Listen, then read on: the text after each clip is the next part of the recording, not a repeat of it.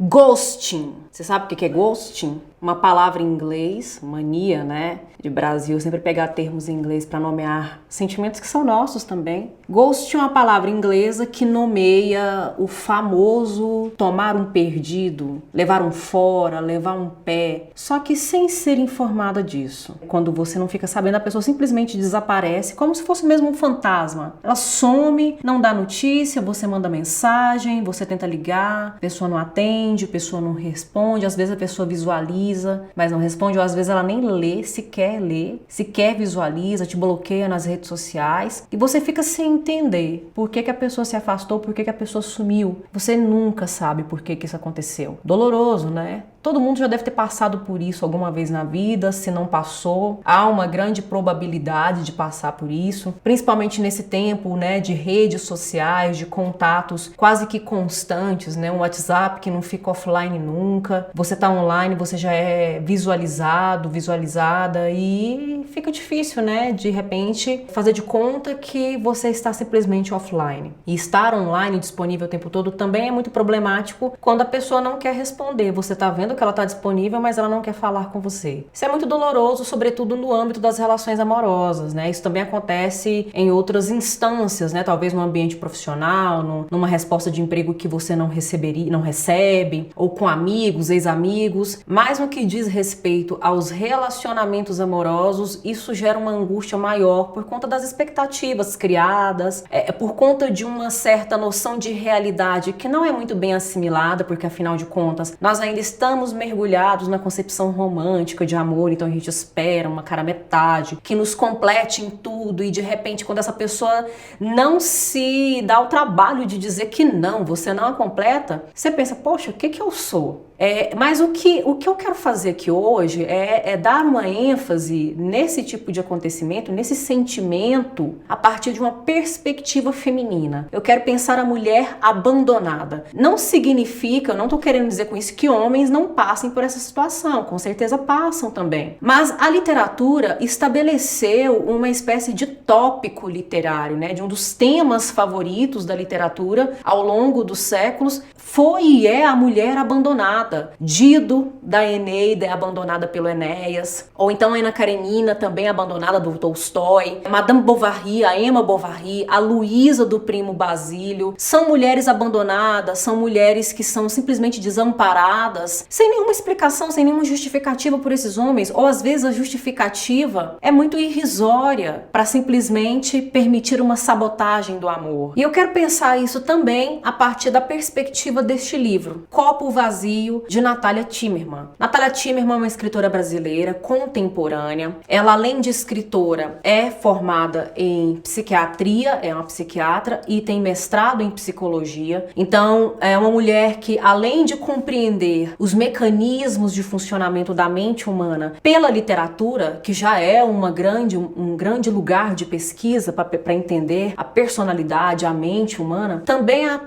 tem atuado nisso. Este livro foi publicado no ano de 2001 e é um livro muito doloroso de ser lido, né? É um livro muito curto, muito breve, mas é muito doloroso de ser lido por conta do que acontece, do que acomete a protagonista Mirella. Mirella é uma mulher linda, maravilhosa, independente, bem-sucedida profissionalmente, é uma mulher emancipada economicamente falando, né? Tem seu próprio apartamento, é uma arquiteta, né? Uma profissão que, pensando, né, em termos de status social, é bem remunerada, é bem posicionada, é uma mulher que tem amigos, que tem amigas, se relaciona bem com a família, mas é sozinha, não tem um relacionamento amoroso. Até que, por um aplicativo de encontro, um aplicativo de namoro, ela conhece Pedro e fica de quatro por ele, né? Arreia os 4 pneus, fica apaixonada, sente que combina perfeitamente com ele, se conecta com ele, mas ele sempre muito esquivo, sempre muito evasivo, e o que ele oferecia para ela, mesmo que fossem migalhas, migalhas, quando ela recebia, a deixava muito feliz, a deixava muito eufórica, muito entusiasmada, sempre realimentando, retroalimentando uma expectativa de que tivesse com ele um relacionamento duradouro, um relacionamento cheio de cumplicidade, cheio de companheirismo, né, de calor, de amor, de paixão. E de fato, eles têm uma conexão física muito boa a princípio, né? Pelo menos é o que a narrativa nos mostra, de que eles parecem se combinar muito bem. Mas ele começa a se esquivar, não dá muitas explicações, até o dia em que ele para de responder as mensagens dela, ele desaparece, ele não vai ao encontro que tinha combinado com ela, ele dá um bolo nela, dá um perdido nela, e ela fica a ver navios. A narrativa traz isso de uma forma tão bem construída que a gente se coloca no lugar dessa personagem, dessa protagonista, a gente acompanha esses movimentos, essa perplexidade dela, de simplesmente não conseguir compreender o que está acontecendo. Mas se ficasse só no movimento de incompreensão, estava de bom tamanho. O problema é que essa situação abre em Mirella, evidencia, mostra, joga na cara dela fragilidades e vulnerabilidades que até então ela não tinha confrontado. E aí ela se sente insegura, ela começa a pensar, nossa, se eu sou tão linda, tão maravilhosa, se eu sou assim tão incrível quanto os meus amigos me dizem,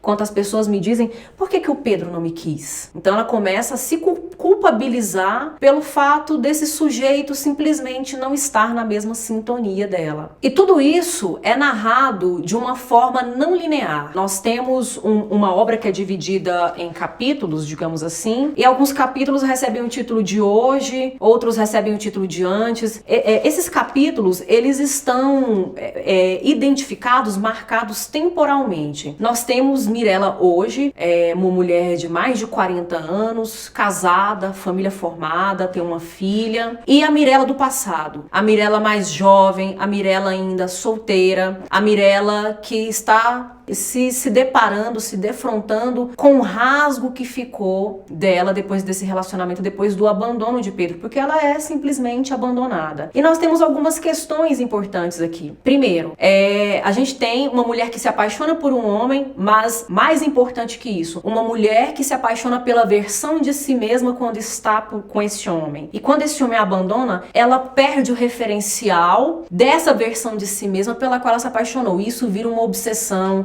isso vira uma dor profunda, isso vira uma doença, né? Fica algo doentio, ela não consegue simplesmente aceitar, ela começa a se questionar, começa a questionar os amigos, começa a questionar outros encontros, tenta estabelecer outros encontros, mas tudo isso é muito frustrado, né? É tudo muito fracassado. E aí a gente tem uma reflexão importante, porque o senso comum, a sabedoria popular costuma dizer, tudo passa, né? Tudo passa, até uva passa, tudo na vida é passageiro, exceto o cobrador e o motorista, né? Nós já estamos em tempos que não tem cobrador em todas as cidades, né? Mas fica aí esses ditados, essa sabedoria popular. Mas lendo essa obra a gente fica com uma sensação de que existem coisas na vida que definitivamente não passam. Elas se escondem, elas ficam escondidas ali no mais recôndito da nossa memória. A gente não aciona mais o tempo todo, essas coisas não se manifestam mais com muita clareza, com muita força. Mas qualquer coisa pode ser gatilho para trazer isso à tona de novo, para mostrar de que somos feitos, né? Que nós somos feitos de carne e osso, que nós somos finitos, que nós vamos acabar e que a morte, o luto, o fim não se resume simplesmente a uma morte física, mas a morte dos momentos, das lembranças, de um certo vínculo, né? O fim de um certo vínculo, e como isso também está muito relacionado ao luto. Eu costumo pensar muito que a literatura,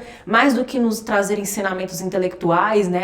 Para além de tudo isso, ela também nos traz ensinamentos sobre a vida, né? Psíquicos, psicológicos, emocionais, afetivos. E é uma obra difícil de ler, porque a gente fica com essa coisa meio que... A gente parece que fica meio num vácuo, né? Fica pairando no espaço sideral, perdido sem saber muito bem como lidar com essa frustração, com essa perda, com esse fracasso de Mirella. Porque é algo que ela aparentemente também não consegue transpor. Isso coloca diante dela, o primeiro momento com Pedro, coloca diante dela uma versão de si mesma pela qual ela se apaixona. E o abandono dele a coloca diante de uma outra versão de si mesma que ela repudia, que ela lamenta, que é dolorosa, que é melancólica e com a qual ela precisa lidar pelo resto da vida. E tudo isso acontece de uma maneira muito rápida, né? Como eu falei para vocês, é uma narrativa fragmentada, não há linearidade no estabelecimento atual de Mirella, o hoje de Mirella e o antes de Mirella, o antes de tudo isso, né? Como chegou a esse ponto dela ficar tão desolada. E também há uma velocidade muito grande, né? É interessante porque é um texto em prosa relativamente longo, pensando em classificações de gêneros literários até ali o século XX, talvez esse texto poderia se encaixar numa definição de novela, né? Não chegaria a ser romance por conta da extensão. Entretanto, tem um certo nível de complexidade que aponta para os meandros de construção, de estrutura romanesca do próprio romance. Mas a velocidade, a concisão e o curto número de personagens remete muito ao conto. Então nós temos uma espécie de pluralidade no que diz respeito ao gênero literário, porque há elementos de diferentes textos narrativos aqui. E tudo isso para contar a história de uma personagem que, vez ou outra, se depara com essa pergunta: se sou alguém a quem se pode amar, por que Pedro não está aqui? Que difícil, né, lidar com esse tipo de pergunta, com esse tipo de constatação. Se enxergar como uma pessoa amável, mas, infelizmente, por conta da diversidade que o nosso mundo apresenta, não somos amáveis por todas as pessoas. Nem com todas as pessoas nós teremos conexões produtivas, apreciáveis. Muitas delas serão traumáticas. E há um outro momento também muito importante dentro dessa narrativa, que é quando ela vai para a terapia. E na terapia, nessa conversa do divã, ela se abre. E ao se abrir, ela nomeia todas as suas dores, ela reconhece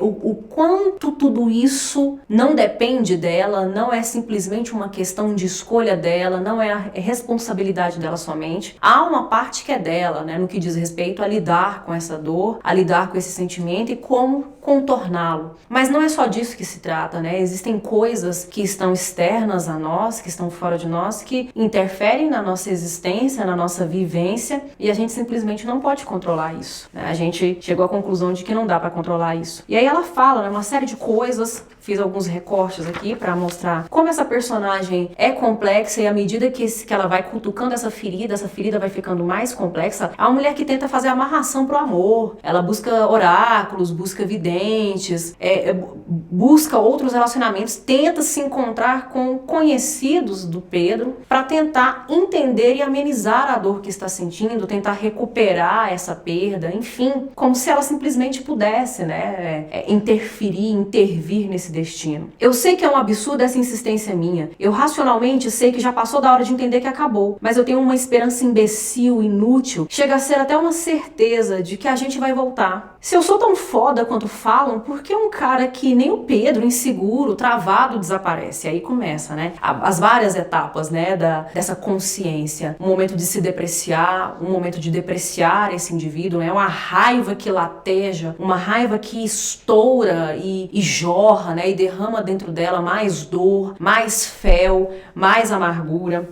A gente passa a vida toda escutando que precisa ter alguém, a gente mulher, né, e nem só escutando, a gente passa a vida toda assistindo filme de conto de fadas, novela, Viveram Felizes para Sempre, essas coisas. A gente passa a vida toda ouvindo de mãe, de tia, de vó, de pai, a vida toda desde criança já sabendo que uma mulher precisa ter alguém, precisa ser em dupla, ter um par, senão é como se fosse menos, ou até se não fosse nada. A gente nem tem a chance de se perguntar, será que eu quero estar com alguém? E essa pergunta que fica no ar traz uma outra reflexão importante para a gente pensar sobre as estruturas da nossa sociedade, sobre como o amor romântico ainda está muito bem colocado entre nós, né? Como a gente ainda bebe dessa fonte, como a gente ainda espera a nossa cara metade, nossa alma gêmea, e como isso ainda é mais fortemente construído no imaginário feminino, de mulheres ainda esperarem homens ideais, como a gente vê, por exemplo, nas novelas, né? Em algumas séries, ou em comédias românticas, né? Durante muito tempo esse tipo de narrativa foi construído para vender essas inverdades. Hoje nós temos um movimento diferente, a ficção procura fortalecer figuras femininas, personagens femininas em si mesmas ou em parceria com outras mulheres. Mas isso, gente, tem poucos anos que está acontecendo, assim, no máximo uma década ou uma década e meia que está acontecendo. 15 anos, 20 anos anos ainda são muito pouco para simplesmente esfacelar uma construção, uma estrutura cruel e violenta que foi simplesmente sustentada durante séculos, né? A gente pode falar de pelo menos desde a Idade Média ocidental, a gente tem uma construção de figura feminina sempre esperando a redenção, a salvação e a completude a partir da chegada de uma figura masculina. Então, pensando em termos de literatura, em termos de cultura e em termos de lugar da mulher, não só no mundo, na sociedade, mas diante do espelho, olhando para si mesma e lidando com seus sentimentos e suas expectativas, eu deixo aqui hoje essa sugestão de leitura, que é dolorosa, ela vai estar lá forte aí, como uma dor de dente talvez, porque é um negócio que incomoda, é um negócio que agoniza, mas é uma reflexão viável, produtiva, principalmente nos dias de hoje. Eu agradeço a atenção de vocês, deixo aqui essa sugestão de leitura, empolgada aí na força do nosso retorno e até a próxima, no próximo vídeo.